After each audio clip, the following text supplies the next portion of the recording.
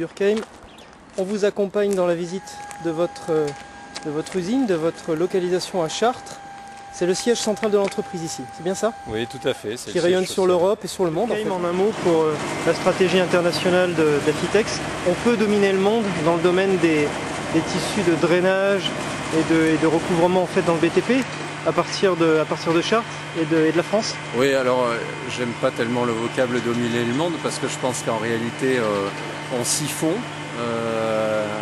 parce qu'on accompagne le développement des pays avec lesquels on travaille. Et effectivement, depuis Chartres, on arrive à vendre et à commercialiser notre technologie. Quel est finalement le produit, la ligne de produits dans laquelle vous êtes un leader incontesté, européen ou mondial?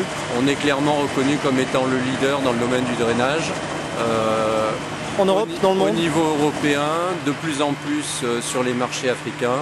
Et puis bientôt en Amérique du Nord, ça on en est bien. Quand on parle de leadership, là, c'est une part de marché à hauteur de combien? Alors, la part de marché est à hauteur de 10% à mon avis. Et on est leader mondial avec ces 10%? Je pense oui, parce que les autres systèmes de drainage d'abord sont très nombreux, mais l'essentiel sur lequel nous prenons des parts de marché reste quand même le caillou. La matière de base de votre métier? Oui, alors nous sommes ici dans la partie fabrication des nappes textiles.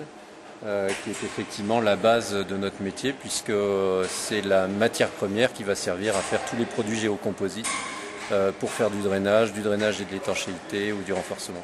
Ça vous l'achetez, ce matériel-là, c'est ça? Nous achetons les fibres à l'extérieur et on les transforme ici. En France, à l'étranger, un peu de partout? L'essentiel de nos achats se situe à l'extérieur parce que la filière textile en France a été un petit peu désœuvrée. Donc les marchands de fibres, les fabricants sont essentiellement à l'extérieur, en Belgique notamment. On peut dire que c'est le cœur du dispositif industriel ou à peu près tout est cœur? Le cœur est effectivement ici, l'extension fabrication de textiles étant un complément pour nous essentiel dans notre autonomie et dans la conception des produits techniques. Pour ça, je crois que cette machine, c'est la première de votre site industriel, celle qu'on voit là? C'est une machine que nous avons achetée à l'ancien fabricant des produits.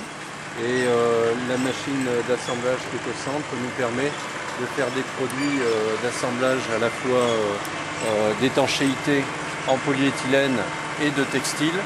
Et c'est à notre connaissance l'une des seules machines qui existent en Europe, voire au monde, puisque nous avons même eu des commandes des États-Unis sur cette qui ont été assemblées dans l'usine. Qu'on va coucher, pour les néophytes qui regarderont la vidéo, on va coucher en fait au fond de construction de BTP, de travaux publics, d'infrastructures qui permettent de rendre les sols étanches et propres. C'est ça, ça permet d'accompagner effectivement la protection des nappes phréatiques dans le domaine des routes ou dans le domaine des décharges contrôlées, puisque ces produits sont très utilisés dans le domaine de l'environnement aussi. Vous en achetez, vous en produisez à peu près combien de tonnes ou de rouleaux-mètres par an? On compte plutôt en millions de mètres carrés et donc on se situe, nous consommons quelque chose comme 4 à 5 millions de mètres carrés. Qui rentrent dans votre circuit de production? Qui rentrent dans le circuit de production et où que nous